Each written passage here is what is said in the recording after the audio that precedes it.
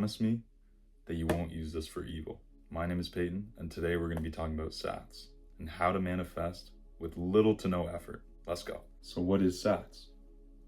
SATs, or state akin to sleep, was a manifestation technique popularized by Neville Goddard, who was a spiritual teacher in the 1940s, 1950s. And he did these seminars teaching people how to use SATs.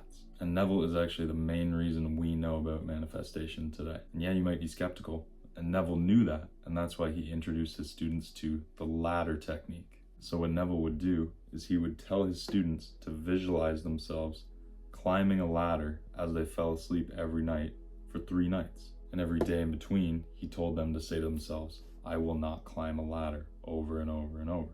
And his promise to his students was anyone who didn't climb a ladder in the next 3 days, don't show up to the seminar next week. Don't even come, because it's not worth it, right? And guess what? Everybody was back. Right? Kind of mind-blowing. And I distinctly remember learning about this reading about this because it's in his book. Went through all his lectures and kind of compiled it into this book. It's really good. You should give it a read. So I remember I did the visualizations every night for 3 nights. Fell asleep visualizing climbing the ladder, said, "I'm not going to climb a ladder, I'm not climbing a ladder." I was like convinced I'm going to beat this. There's no way I'm climbing a ladder, right? When would you climb a ladder? And then I remember I was at my buddy's cottage, and I remember jumping off the dock. And obviously, how am I going to get back up? Had to climb a ladder to get back onto the dock. And I was halfway up, and I was like, there's no way. He got me, right? He got me. And the reason that he teaches this exercise is because he was trying to show them that the subconscious is more powerful than the conscious mind.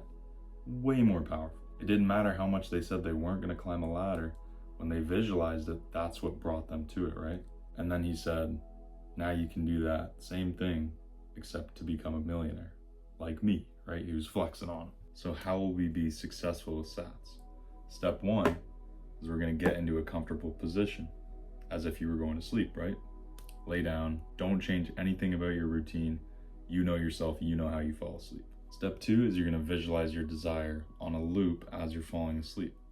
And Neville Goddard says to include all 5 of your senses, but I don't think that's necessary. When I was visualizing the ladder, I didn't really feel anything. I just kind of felt neutral. I didn't even care if it happened or not.